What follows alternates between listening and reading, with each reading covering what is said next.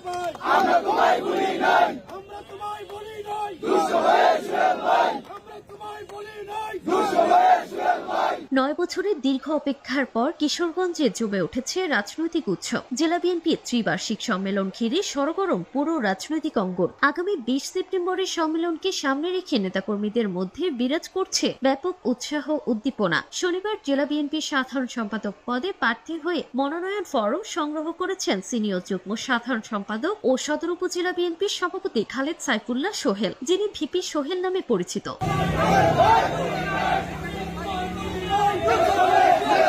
Form সংগ্রহের পর সাংবাদিকদের উদ্দেশ্যে তিনি বলেন, জেলা বিএনপিকে সাংগঠনিকভাবে আরো শক্তিশালী করা এবং গণতন্ত্র পুনরুদ্ধারের আন্দোলনে অগ্রণী ভূমিকা রাখাই আমাদের লক্ষ্য।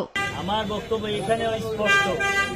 দলে আমার চেয়ে যদি যোগ্য, আমার চেয়ে যদি শক্তিশালী কোনো প্রার্থী থাকে এবং আমার চেয়ে প্রয়োজনে কেউ যদি ভালো হয় এবং এই দলকে শক্তিশালী করতে পারে, তাহলে আমি শেষ দিন পর্যন্ত দলের জন্য সব স্যাক্রিফাইস করতে রাজি আছি।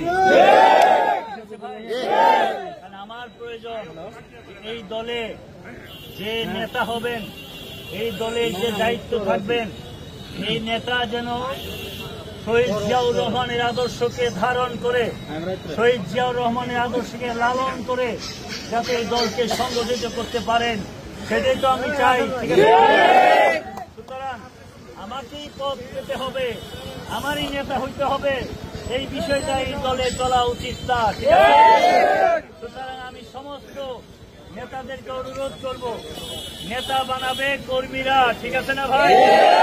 ইচ্ছা করলে আপনি কিন্তু জোর করে নেতা হইতে পারবেন না, পারবেন? আমি যদি মনে করি আমি জোর করে নেতা হয়ে যাব, আমাকে কেউ যদি নেতা না বানায় তাহলে হবে? সুতরাং কর্মীরা যা চাবে, কর্মীদের নেতৃত্বেই আমরা সেই কাজটা করব, যাতে করে আমাদের সমস্ত কিছু দলের আদর্শ নীতিকে বাস্তবায়ন করে আমরা রাস্তায় চলতে পারি। ঠিক আছে ভাই?